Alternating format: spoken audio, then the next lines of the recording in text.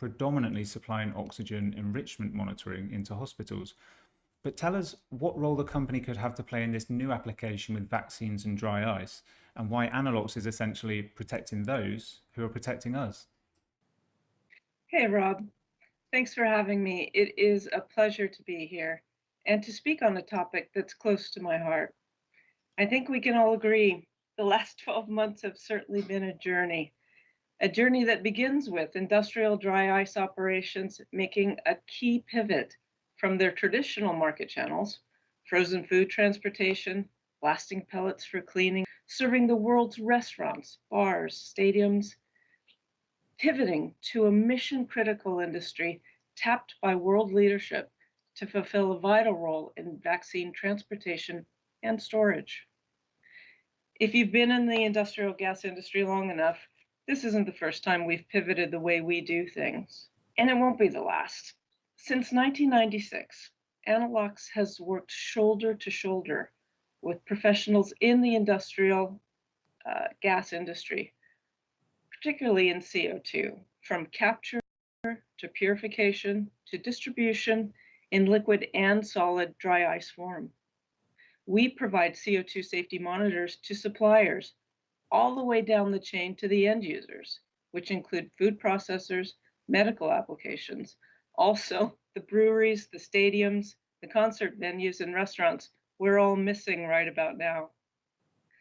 For these applications, for plant workers, CO2 storage and distribution folks, right down to the barmen, waiters, fast food servers, Analox has one job. Every day we save lives. Whether it's sublimation from CO2 solid state, dry ice, or vaporization from its liquid state, the result is the same. CO2 gas and the risks to life it imposes if mishandled or even if equipment malfunctions in a confined space. I can tell you, a year ago, the majority of my day was overflowing with CO2 safety monitoring opportunities in the hospitality sector. Thanks to the good work began years ago by the CGA establishing safety protocols, then being carried into action by gas, building, and fire safety authorities, folks were finally embracing the fact that CO2 in its vapor form is toxic beyond the displacement of oxygen. Safety standards require employees to be protected from concentrations as low as 0.5%, 5,000 ppm, over an 8-hour shift. And just 4%, 40,000 ppm, is an immediate danger to life and health, and in fact has killed well-meaning folks in the industrial sectors as well as in the hospitality setting. So, flash forward with me through the lockdowns, through the blur of never-ending team and Zoom meetings, through the days at home when you debated whether you were going to wear trousers or not.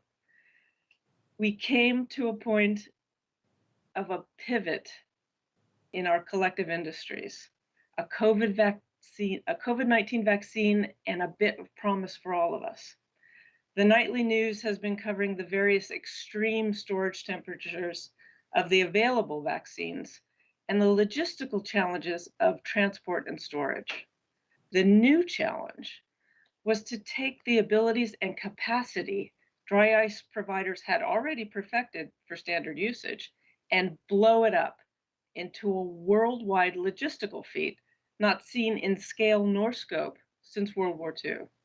At Analox, we knew this meant dry ice was going to be transported and stored and handled by more people than ever before. This also meant it was going to be handled by people less familiar with its hazards, particularly in confined spaces. The world's industrial gas industry were already classed as essential, and in my thinking, heroes in this pandemic. For Analox, wherever the gas goes, whether it's oxygen, nitrogen, helium, or CO2, we're there to protect the suppliers, the transporters, and the end users.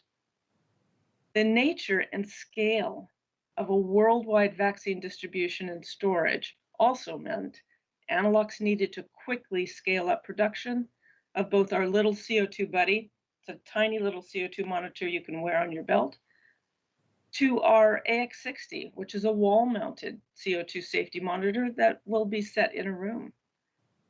We needed to protect people in places that traditionally hadn't been our primary markets. We set a plan into action to reach out and support the industrial gas providers, as well as establish new sales channels into sectors of professionals who needed to be protected. Analox was able to quickly scale up manufacturing as well as, and this is critical, sales, marketing, and educational outreach to vaccine supply chain support industries such as air and ground transport companies, commercial and freight flight operations, to pharmacies, directly to hospitals, and emerging vaccine storage and distribution centers around the world. One of the key values at Analox is that we are proud of what we do. I'm incredibly proud of Analox's quick response and everyone who works at this company. Absolutely. I think we can say that for the whole industry as well. What a fantastic moment that we really stepped up to. I mean, thanks, Patti. That's a really interesting take on this topic. And we know it's of interest because we had one or two questions raised last week regarding CO2 sublimation and safety. So I hope we're able to address some of those concerns today. If I can, I'd like to ask you, has Analox already been seeing strong demand for its products in this area? Absolutely. Interestingly, particularly in commercial flight operations, we've got two products that we've either adapted to protect pilots as well as the ramp crew who are loading cargo. We've recently improved the pressure range of our submosquito, which was traditionally for submarines. It can now be monitoring oxygen and CO2 for pilots. We also have been supporting front-end medical workers, managing the vaccine supply chain, and pharmacies who will be soon joining the vaccine distribution network. You know, an interesting opportunity that's come up, the science of virus transmission, particularly COVID, has also taught us the importance of effective heating, ventilation, and air conditioning in confined spaces. Now, you wouldn't typically think of your local gym or your yoga studio, restaurant, or classroom as a confined space, but fill the room with people.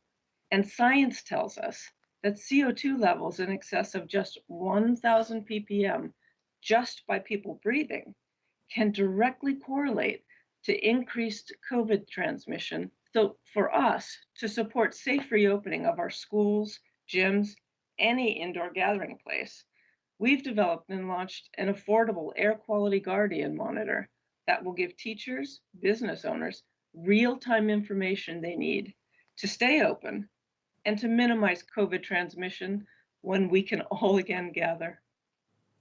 Well, we certainly look forward to those days again. And did you say that product is launched? It is launched. It's called the Air Quality Guardian. It's an affordable monitor that simply gives you real-time information about when it's time to either improve your HVAC or to open a door and improve ventilation in the room. Sure. Okay. Well, I'm sure we'll all find that kind of addition to our workspaces and environments very helpful. Thanks again, Patti. I'm sure we'll have some more questions for you later.